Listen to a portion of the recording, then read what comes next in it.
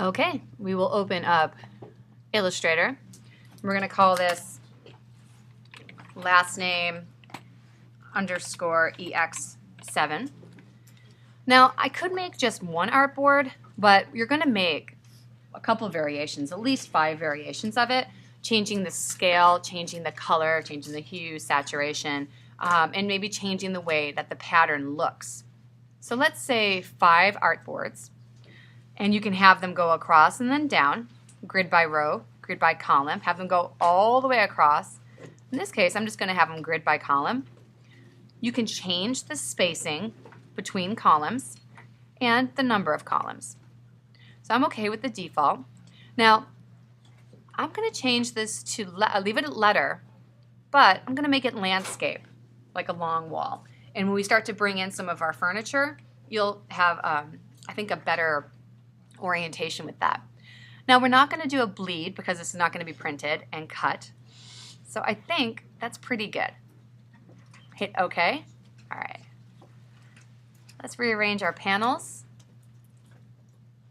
Okay. So I've got my layer, my appearance, color, stroke. That looks pretty good. All right. Got my brushes down here. I'm going to put those in with the stroke. And the transparency, I'm going to put that in with the appearance. Okay. So you can see all of your artboards. Also, they are listed here. If you need to select one, you can select one. If you need to delete one, turn one off, come to one very quickly. So let's see. I'm going to file, place, and I'm going to place one that I thought was pretty cool.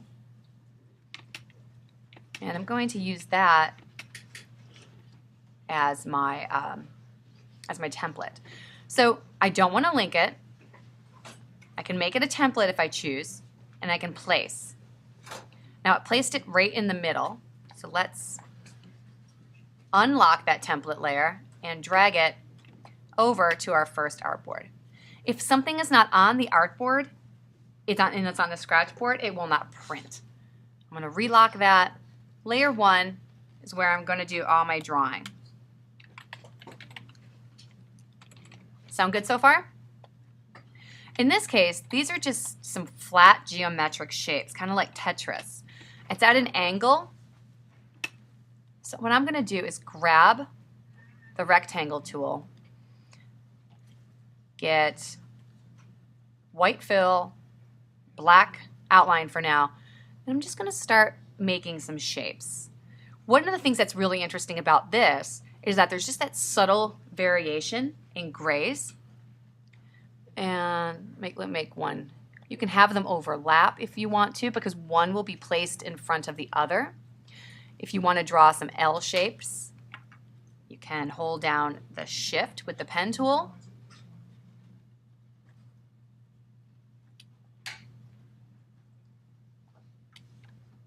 Okay. And let's see, maybe draw a little one, a little square.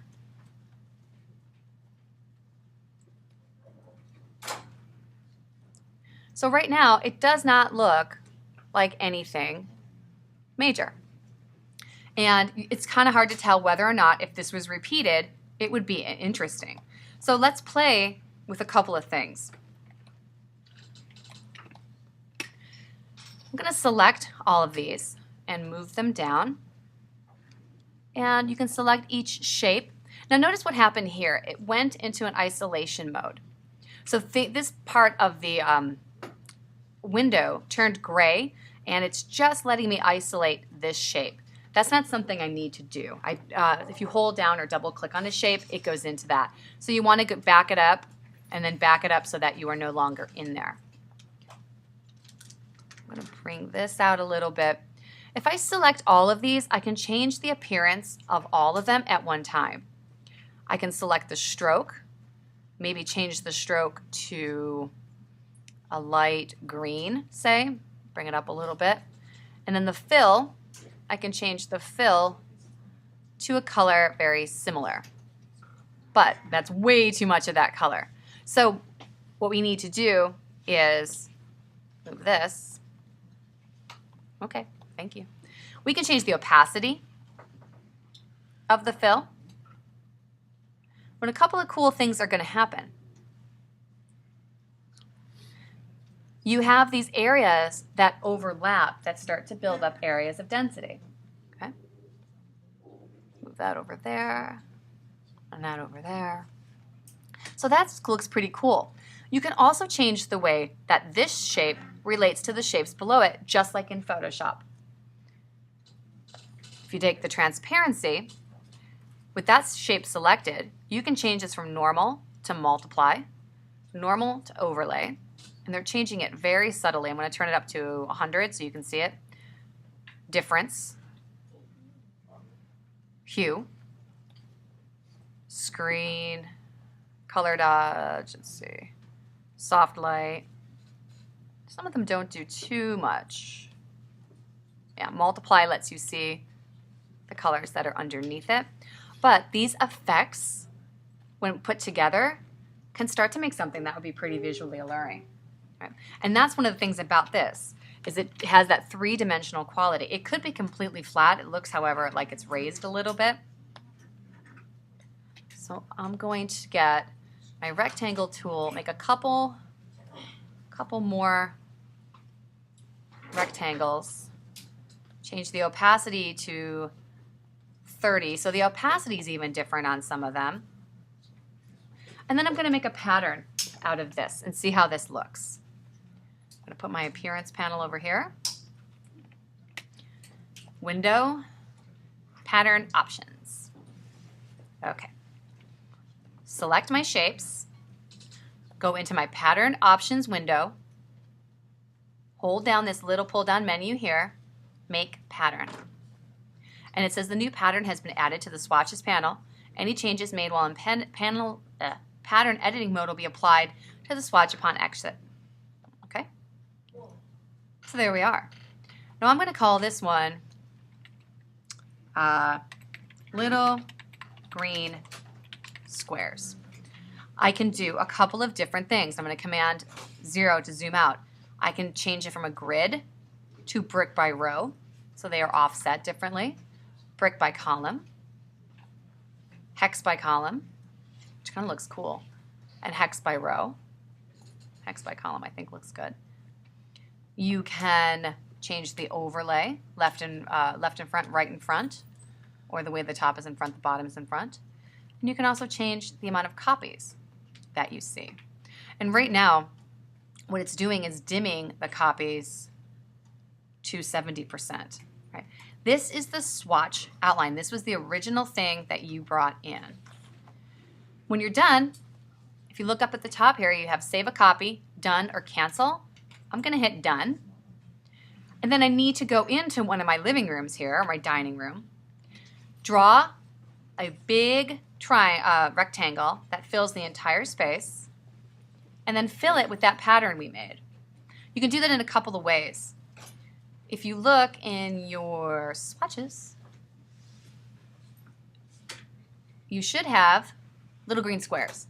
So with this square selected, doesn't matter what's inside here because you're going to change the fill to little green squares. Right. Double click here.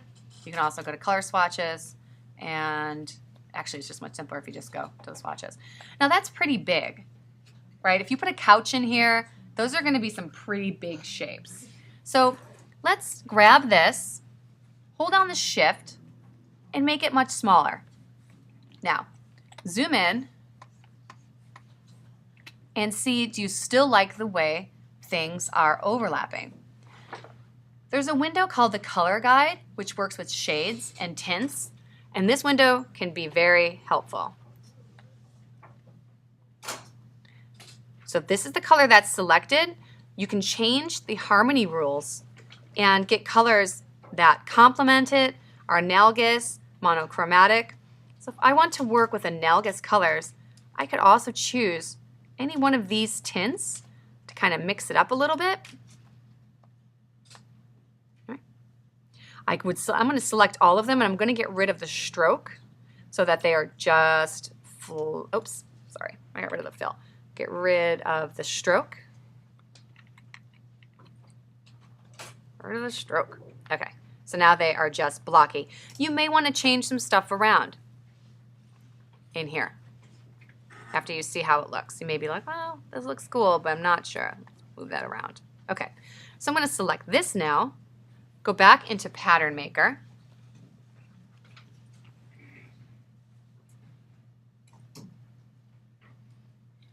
Window Pattern Options, and say New Pattern.